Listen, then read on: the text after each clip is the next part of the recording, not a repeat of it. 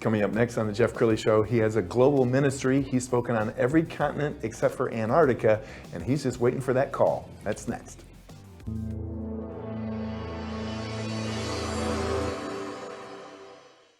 Many are predicting that the worst is yet to come, which is unfortunate, said one person here.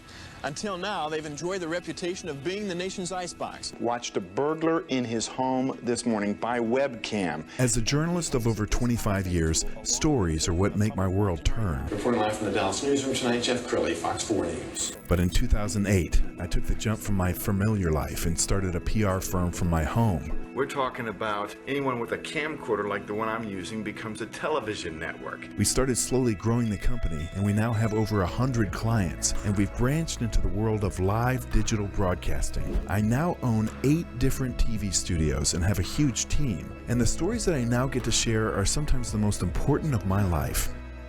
Life has a funny way of coming around full circle. This is the Jeff Crilley Show.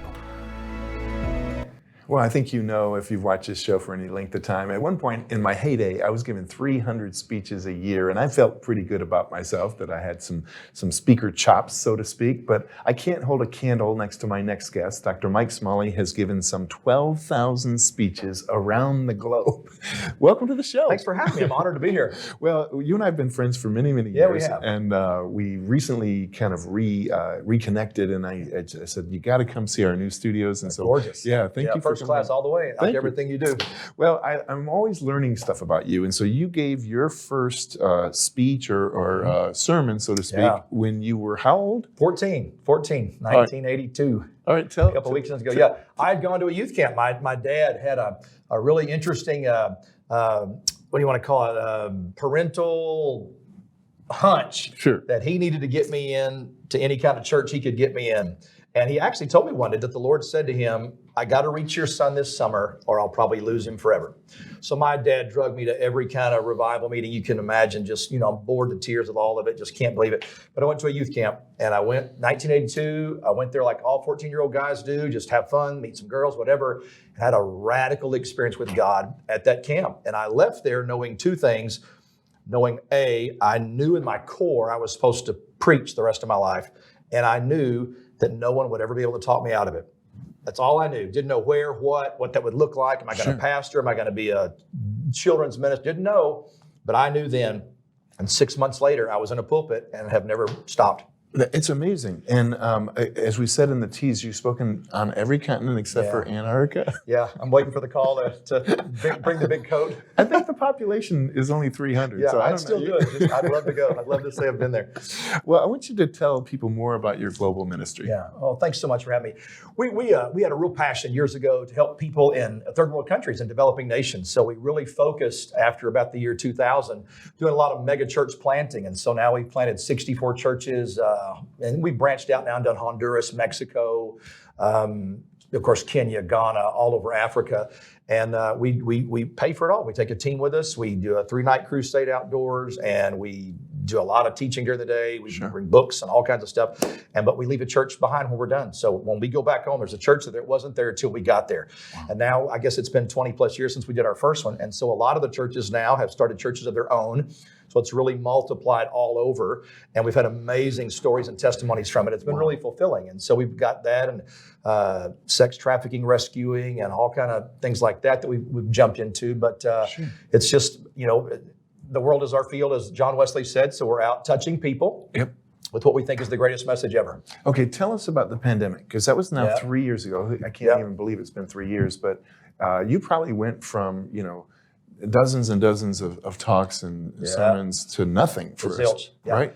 37 weeks I was down during COVID. I counted up. I spoke in March, and I was being introduced. I was, how you do. We're waiting to be. We're listening. They're reading our bio. We're about to go on stage, and my phone is dinging. I'm looking down at it. It's like cancel, cancel, cancel, cancel. And I thought, I wonder if this is going to be the last time I speak for a while.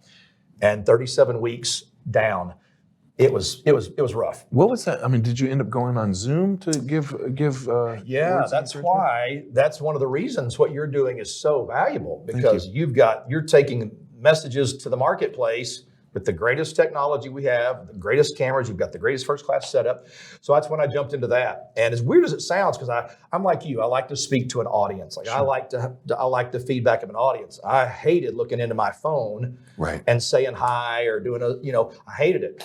But I realized that's kind of where we are right now. So I started doing more of that in addition to the television and stuff that we've always done. And it kind of took off from there. But nothing compared to what you guys have been doing. But the pandemic taught us all. Absolutely. That the world it's not changing. It has changed. Yes. And so we have to keep up. Well, I went through several of your YouTube videos to find a clip that I can share with the audience. Let's go ahead and roll that now. Don't mean, and God never does. It's very critical. I wish I could teach on this for an hour. Stop saying things you don't mean. We think it's no big deal because you don't mean it. This job is on my last nerve. You don't really think you just have one nerve left. But you train your spirit to hear you constantly say things you don't believe. So the one day you do need to confess something you do believe, nothing in you's used to receiving it. He's going to get the best of me. We'll never get out of debt. We'll never pay this off. My cancer's back. My blood pressure's back. My arthritis is back. And you're claiming stuff. If I said to you, is it really yours or the devil? Oh, it's the devil. Why did you say it was yours? If you want to be like Jesus, grab this. He never says anything he doesn't mean. Wow, so compelling. I want to talk about your process, because sometimes when I'm standing in front of an audience, I feel like a jukebox. I've got all these songs I can play. Yeah. Sometimes God will tell me, dust off that record you haven't played in a long time. Right. When you speak, are you completely extemporaneous? This is, for me, I recognize that any ability I have to speak, God gave it to me. Yes. And I knew that from an early age because I watched other people struggle, and I didn't understand why that was so hard for them, but it came so easy for me.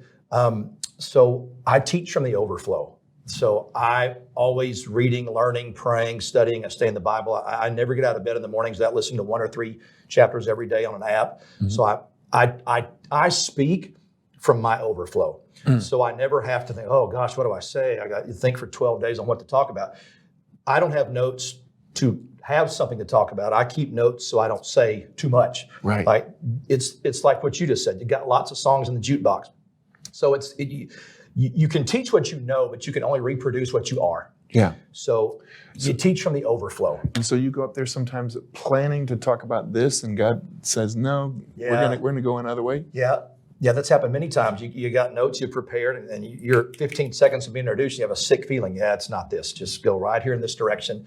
And I wished I could say every time I'd obeyed and done that. Sometimes like, oh, I can't do that now. I've got this, and I'm up, But most of the time I go with it. And then pretty quick you see, okay, this is why. And so you have to fall back on, it's not my thing anyway. I'm just here speaking for him. So you ever forget which city you're in? Not in person, but I've woke up in many hotels and thought for a second, I don't know where I'm at right now. Like I know I'm in a hotel, I'm not that, but I don't know what city for maybe 15 or 20 seconds. Oh yeah, I'm in You've Pittsburgh never done that. We love you here in Pittsburgh, and they say, no, this is Cleveland. No, I haven't done that there, but I have done that on live TV. I've been on live TV and said, I want you to call TBN right now, and I was on Daystar or whatever. I've done that once. Just once. We're going to show some more video of you speaking, and as we continue to talk about your ministry, tell us how your message has changed over the years. I mean, are you given the same message that you would have given as a 14-year-old, or you're in your 60s? I am too, right? How has your message changed? How has your style changed?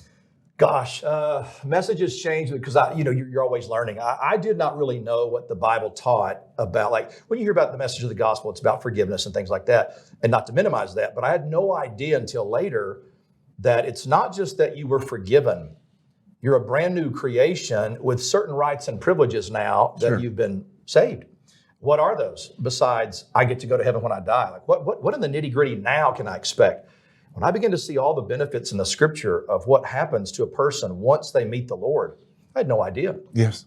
That's 99% what I talk about now. Wow. Yeah. Well, I know I put out this daily email that goes out to the media, and I put you in there a week or two ago. Yeah. I think it was about burnout in the pulpit. Is that the topic? Yeah, pastors having the Gallup survey with 42% having pastoral burnout and all that. Yeah. Is that what you're seeing on the front lines? Do you run into a lot of pastors Lots who of are pastoral burnout. A guy on the radio station asked me the other day, he was kind of bewildered, like, why would pastors be burnt out? And I'm like, well, because they have the exact same stuff you have in your life with marriage issues, financial issues, rebellious teenager issues, traffic issues, flat tire issues, all of it. Add on to it, there's an element of evil out there that doesn't want that guy to succeed. So he's got it coming, man, supernaturally, naturally, all of that.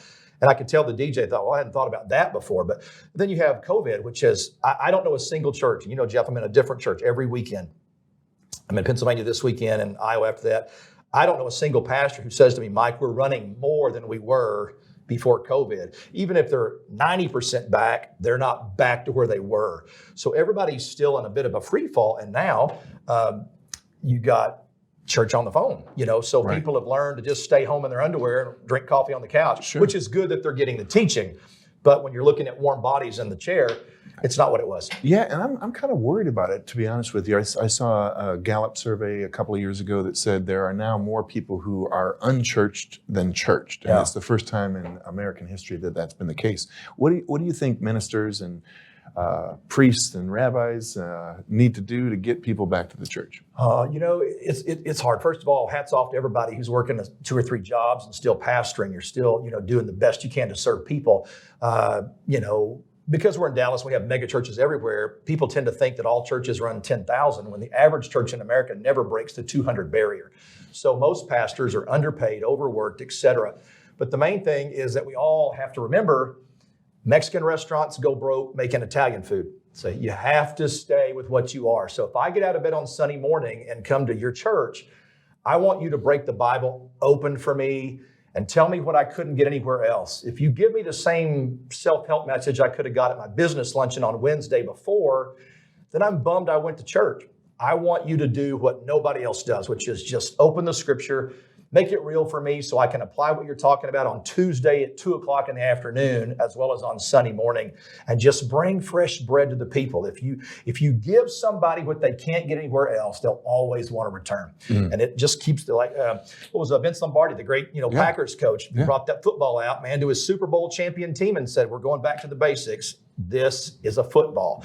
So you keep that main thing the main thing. Pastors shouldn't try to be what they're not supposed to be. Just stick to the scriptures, stick to loving people, and you'll always have a lane of blessing. I love that. We've got a couple minutes left, and I want to give you a chance to have a call to action. I know you have a nonprofit ministry, so you could probably use donations, and people are going to watch this and say, man, I'd love to have him preach in my sanctuary. What's the next step? How does that happen? Well, thanks so much, Jeff. You can always get in touch with us on the Contact Us button at mikesmalley.com. And we speak in businesses, colleges, schools. I do seminars, coaching, and I'm in churches of all denominations and every size.